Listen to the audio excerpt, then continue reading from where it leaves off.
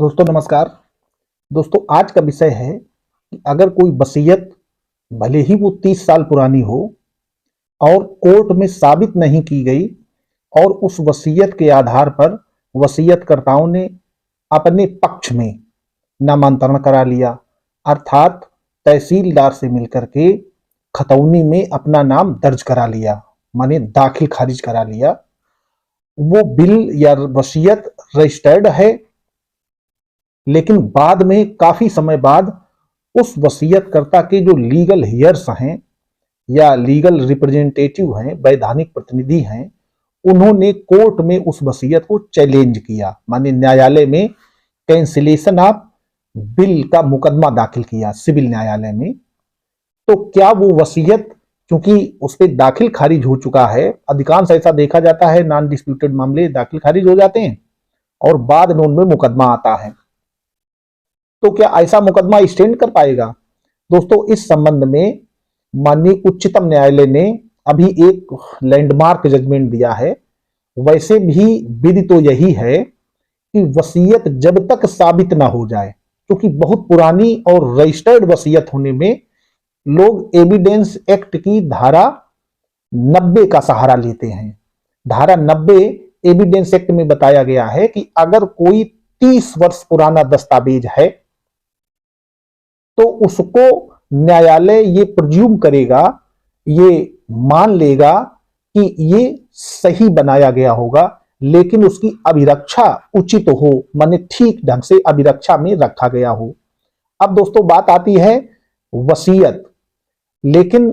वसीयत को इस धारा के अंतर्गत डॉक्यूमेंट नहीं माना गया है। वैसे तो डॉक्यूमेंट की जो परिभाषा है एविडेंस एक्ट में, उसमें यह कहा गया है कि कोई भी कागज पर या शिला पर या किसी भी वस्तु पर पदार्थ के द्वारा, पदार्थ का मतलब होता है वो स्याही हो सकती है, कोई ऐसा लोहे का उपकरण हो सकता है, जैसे कोई शिला है माने पत्थर है, उस पर किसी पेन से, लोहे की पेन से कोई चीज कुरेदी गई है, तो वो भी एक दस्तावेज होगा एविडेंस एक्ट के आधार पर। और अभी जो मंदिरों में ये मामले चल रहे हैं उनमें जो अंदर मूर्तियां निकल रही हैं, कुछ लिखा हुआ निकल रहा है, तो वह डॉक्यूमेंट माना जाएगा। तो दोस्तों एविडेंस एक्ट में इसकी धारा 90 में ये कहा गया है कि बिल को छोड़कर, बिल शब्द उसमें जोड़ दिया गया है, माने वसीयत चाहे भले ही 30 वर्ष पुरानी हो, उसको दस्तावेज नहीं माना जाएगा जब तक कि न्यायालय में वो व्यक्ति जिसने वसीयत की है, उसको वसीयत करते हुए जिन लोगों ने वसीयतनामा पर हस्ताक्षर करते देखा है और उनके हस्ताक्षर के बाद प्रमाण के तौर पर स्वयं अपने हस्ताक्षर बनाए हैं, जब तक उनमें से कोई एक न्यायालय में आकर ये नहीं बताता कि वसीयतकर्ता ने मेरे सामने ये हस्ताक्षर बनाए थे और इसके बाद मैंने अपने हस्ताक्षर बनाए थे, तब तक वो वसीयत साबित नहीं मानी जाती। दोस्तों धारा 90 एविडेंस एक्ट में कुछ अपवाद हैं, आज उन अपवादों की चर्चा करते हैं। इसके बाद हानेबल सुप्रीम कोर्ट का वो जजमेंट कोड करेंगे जिसमें एक 30-32 साल पुरानी वसीयत को रिजेक्ट कर दिया गया, नल एंड वाइड घोषित कर दिया गया। वसीयत वो रजिस्टर्ड थी और उस वसीयत के आधार पर वसीयत जिनके पक्ष में हुई थी उन लोगों का नाम राजस्व अभिलेखों में माने खसरा और खतौनी में दर्ज हो गया था और वो काबिज भी थे उस एग्रीकल्चरल लैंड पर। इसके बाद भी वो वसीयत शून्य घोषित कर दी गई और उसके जो लीगल हियर्स थे माने वैधानिक प्रतिनिधि थे, उनके उत्तराधिकारी थे, उन उत्तराधिकारियों के पक्ष में आदेश कर दिया गया कि इस प्रॉपर्टी के मालिक अब ये लोग होंगे। तो दोस्तों धारा 90 एविडेंस एक्ट में जो अपवाद हैं उनकी चर्चा करते हैं। दोस्तों पहला अपवाद है कि अगर कोई दस्तावेज माने कोई कागज या कोई ऐसी रिटन स्टेटमेंट, ऐसा लिखा हुआ कुछ भी ऐसा है जो संदिग्ध है या संदेहजनक है, तो ये नहीं माना जाएगा कि ये 30 साल पुराना है, इसलिए प्रिजम्पशन ये हो जाए कि ये बिल्कुल सही होगा। तो ये कोर्ट का विवेक है, नियम बनाया गया है, लेकिन इस चीज से रोका गया है। दूसरा, अगर कोई दस्तावेज है, उस दस्तावेज को तो सही मान लिया जाएगा, लेकिन उसकी जो विषय वस्तु है, उसके अंदर जो लिखा है, उसको नहीं माना जाएगा। उसको तब तक नहीं माना जाएगा जब तक उस व्यक्ति के जिसने उसका निष्पादन किया है उसके उस पर हस्ताक्षर ना हो और उसका नाम ना लिखा हो, और वो डॉक्यूमेंट उचित अभिरक्षा में, माने उचित कस्टडी में, ऐसे किसी कस्टडी में नहीं कि पता चला कि आप ही अपने आप लाभ लेना चाहते हैं, आप ही बताते हैं कि हमारी कस्टडी में था और उसमें कुछ थोड़ा बहुत करेक्शन आपने कर दिया, बदलाव कर दिया, तो वो दस्तावेज बेकार हो जाएगा। उस दस्तावेज के बारे में जो प्रिजम्पशन है कोर्ट की उपधारणा जो है वो निगेटिव हो जाएगी, आपके पक्ष में नहीं होगी। आपको साबित करना पड़ेगा कि ये दस्तावेज बिल्कुल सही है, एकदम ट्रूथ है। इसके अलावा दोस्तों, अगर कोई दस्तावेज ओरिजिनल नहीं है, माने मूल दस्तावेज खो गया है, तो उसकी जो प्रतियां हैं उनके बारे में कभी प्रिजम्पशन नहीं किया जाएगा कि ये भी सही होंगी। माने ये बहुत महत्वपूर्ण बात है। ज्यादातर मुकदमों में मैं देखता हूं, क्योंकि मैं सिविल प्रैक्टिस में हूं, तो मूल दस्तावेज की बजाय लोग उसकी फोटो कॉपी या सर्टिफाइड कॉपी दाखिल करने में ज्यादा विश्वास करते हैं। दोस्तों, सर्टिफाइड कॉपी या उसकी फोटो कॉपी न्यायालय में साक्ष्य के तौर पर तब तक नहीं पढ़ी जाती है जब तक आप ये स्टेटमेंट न दे दें या ये कारण न न्यायालय को बता दें कि मूल दस्तावेज कहीं खो गया है, नष्ट हो गया है, हमारे पास, हमारे कब्जे में नहीं है। तो दोस्तों, जब कोई 30 वर्ष पुराने दस्तावेज की बात आएगी और उसका समय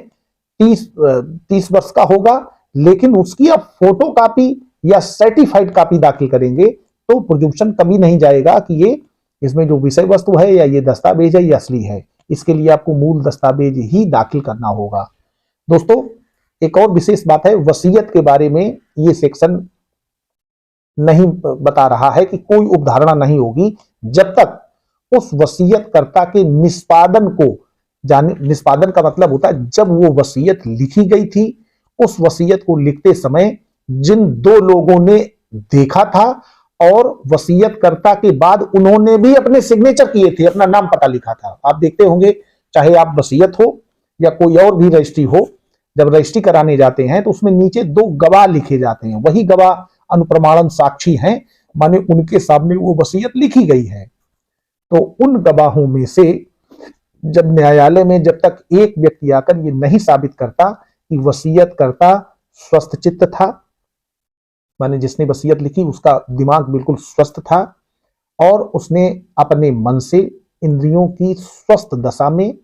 ये वसीयत लिखी और लिखने के बाद अपने हस्ताक्षर बनाए थे, इसके बाद मैंने हस्ताक्षर बनाए थे, तब तक वो वसीयत कभी साबित नहीं मानी जाएगी। दोस्तों, ये भी अपवाद है धारा 90 एविडेंस एक्ट का।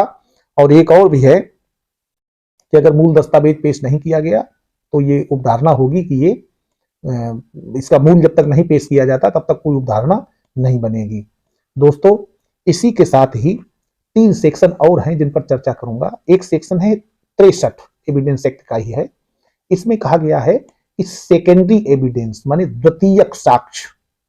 द्वितीयक साक्ष्य क्या होता है? जब किसी डॉक्यूमेंट का मूल न मिले तब उसको उसकी सर्टिफाइड कॉपी या अन्य किसी द्वितीयक साक्ष्य से साबित किया जाता है। लेकिन वसीयत के मामले में वसीयत अगर मूल भी है तब भी उसको द्वितीयक साक्ष्य से ही साबित किया जाएगा, अर्थात उसमें उस अनुप्रमाणन साक्षीगण उसमें से कोई एक जब तक आकर न्यायालय को ये नहीं बताएगा कि ये वसीयत मेरे सामने लिखी गई, वसीयतकर्ता ने मेरे सामने हस्ताक्षर किए और इसके बाद प्रमाणन के तौर पर हमने इस पर अपने हस्ताक्षर किए हैं, तब तक वसीयत साबित नहीं मानी जाएगी। दोस्तों, एक धारा 68 है, इसमें भी ये कहा है कि अगर कोई दस्तावेज मूल है और न्यायालय में दाखिल किया गया है और देखने में संदिग्ध नहीं है तो उस दस्तावेज को साबित नहीं करना पड़ेगा। जैसे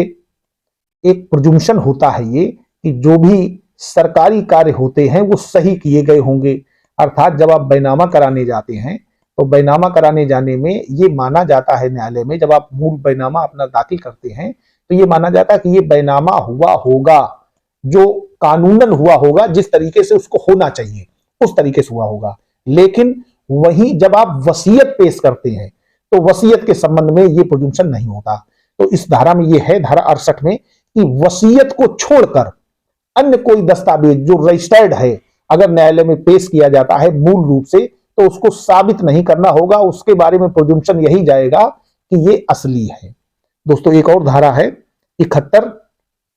इसमें भी कहा गया है कि बिल होने की दशा में, माने वसीयत होने की दशा में, वसीयत को जिन लोगों ने अनुप्रमाणन साक्षीगण ने देखा है वसीयतकर्ता को हस्ताक्षर करते हुए और निष्पादित करते हुए, निष्पादन का मतलब होता है लिखते हुए, या तो वो स्वयं लिखे या वो किसी से लिखवाए और वो वहां मौजूद हो, वो बताए कि इसमें ये चीजें लिखो। तो उन गतिविधियों को जब किसी ने देखा हो और वो न्यायालय में आकर के ये बताएं कि हमारे सामने हस्ताक्षर हुए थे, तभी वो वसीयत साबित मानी जाएगी। दोस्तों अब हॉनरेबल सुप्रीम कोर्ट की उस जजमेंट की बात करते हैं जो भी हाल ही में 3 मई 2013 में इसका डिसीजन हुआ था अपील, सिविल अपील का, और ये 2023 में ही जजमेंट हुआ है सुप्रीम कोर्ट में। दोस्तों इसमें मामला ये था कि एक 30 साल पुरानी वसीयत थी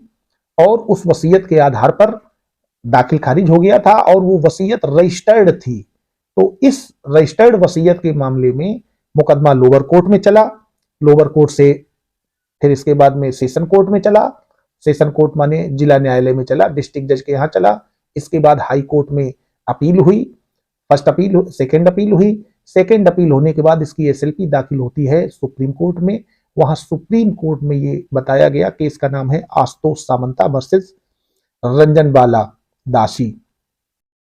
इंड अदर्स 2023 सुप्रीम कोर्ट। और दूसरा केस है MB Ramesh dead by legal heirs versus Kumari Bira ji, appeal number 1071 of 2006, decision date 3/5/2013। इसमें मामला यही था कि 30 साल पुरानी बिल थी, लेकिन हॉनरेबल सुप्रीम कोर्ट में ये मुकदमा लोअर कोर्ट में हार गए थे, लेकिन सेशन कोर्ट में इनको ये जीत मिली थी। इसके बाद में हॉनरेबल सुप्रीम कोर्ट ने यही कहते हुए कि चूंकि बिल 30 साल पुरानी है, ये डॉक्यूमेंट की श्रेणी में नहीं है, इसको प्रमाणित करने के लिए ये तीनों सेक्शन बताए एविडेंस एक्ट के, उन अनुप्रमाणन साक्षीगण में किसी एक को आना बहुत ही मस्ट है, जो न्यायालय में आकर जब तक ये नहीं बताएगा कि वसीयत हमारे सामने निष्पादित हुई थी, स्वच्छ स्वस्थ मन और इंद्रियों की दशा में लिखी गई थी और मैंने अपने आंखों से वसीयतकर्ता को हस्ताक्षर करते देखा और इसके बाद मैंने स्वयं हस्ताक्षर किए और मैं इसको प्रमाणित करता हूं, ये जो वसीयत में हस्ताक्षर हैं ये हमारे ही हैं और वसीयत भी मूल लगी हो। तो दोस्तों जब ऐसा नहीं था तो हॉनरेबल सुप्रीम कोर्ट ने वो वसीयत के आधार पर जो म्यूटेशन हुआ था उस वसीयत को नल एंड वाइड घोषित कर दिया। आजकल समाज में ज्यादातर धारणा यह है कि वसीयत अगर रजिस्टर्ड है, लोग दाहिने बाएं करके वसीयत रजिस्टर्ड करा लेते हैं और ये सोच लेते हैं कि अब तो हमें प्रॉपर्टी मिली जाएगी। दोस्तों ये नजीर है कि दाखिल खारिज होने के बाद और काफी सालों तक कब्जा रहने के बाद भी वो वसीयत शून्य घोषित हो गई। तो दोस्तों वसीयत कराते समय बहुत सावधानी बरतें और